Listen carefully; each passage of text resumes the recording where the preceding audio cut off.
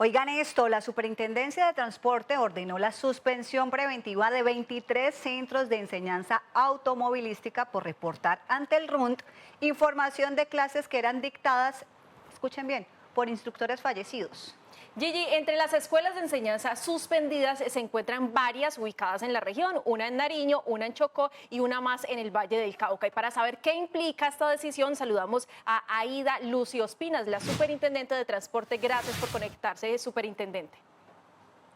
Muy buenos días a todos y muchas gracias por invitarnos a exponer esta situación acá en su medio, en Telepacífico. Superintendente, la primera duda que nos surge es cómo se dieron cuenta ustedes de que los profesores no existían, es decir, que estaban muertos. Bueno, la superintendencia, desde que asumimos este cargo, empezamos a tratar de generar toda una transformación digital, aprovechando nuestros sistemas de control y vigilancia y aplicando analítica de datos, trayendo información, interoperando con otras entidades del Estado, como es, por ejemplo, el RUN, interoperando con otras, obteniendo información y aplicando análisis de datos con otras entidades, como por ejemplo contar con la información de la Registraduría Nacional. Y todo surge a raíz de unas quejas que se presentan y empezamos a hacer todo el trabajo de investigación, donde pues pudimos establecer, hicimos una revisión de todo el año 2023 y donde pudimos establecer que efectivamente habían unos instructores que habían fallecido. De hecho, de todos los instructores que teníamos activos en el RUN, que eran cerca de 17,000 instructores, habían cerca de 60,000 que ya habían fallecido.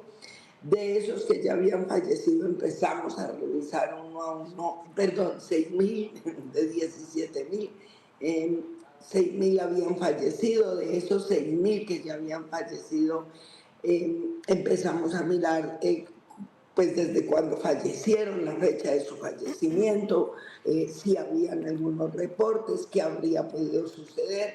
Esto fue todo un ejercicio bien interesante hasta que llegamos pues al punto donde pudimos comprobar que efectivamente habían unas clases que habían sido migradas al RUN con posterioridad y a nuestros sistemas con posterioridad a la fecha de fallecimiento de ese instructor.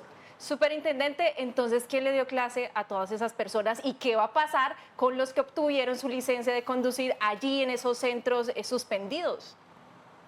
Lo primero es que, pues, las personas ¿qué va a pasar con las personas que fueron, a las que les dictaron los cursos o teóricamente a las que les reportaron los cursos?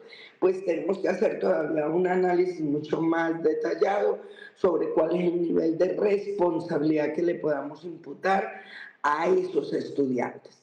Porque este tema lo que pone en evidencia, sin duda alguna, es que hoy en Colombia tenemos muchas escuelas, obviamente dejo en claro que no son todas, pero muchas escuelas que no están dictando las clases, que le dicen al aspirante, al alumno, al que va aspirando a una licencia de conducción o a recategorizarla, le dicen, que le toman la huella, que no necesita ir a tomar el curso y que ellos le certifican simplemente al tomarle la huella y utilizan o tecnologías con las que vulneran nuestros sistemas de seguridad o softwares o cosas de esas, o utilizan incluso, dicen que unos mecanismos para copiar la huella con silicona.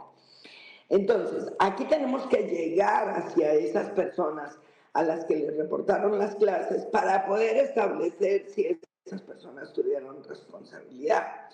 Ahí presuntamente hay una complicidad en el hecho, porque el aspirante a la licencia de conducción debe exigir su clase. En el momento en que ese aspirante no exige la clase, se está volviendo cómplice de la escuela en el fraude que están haciendo.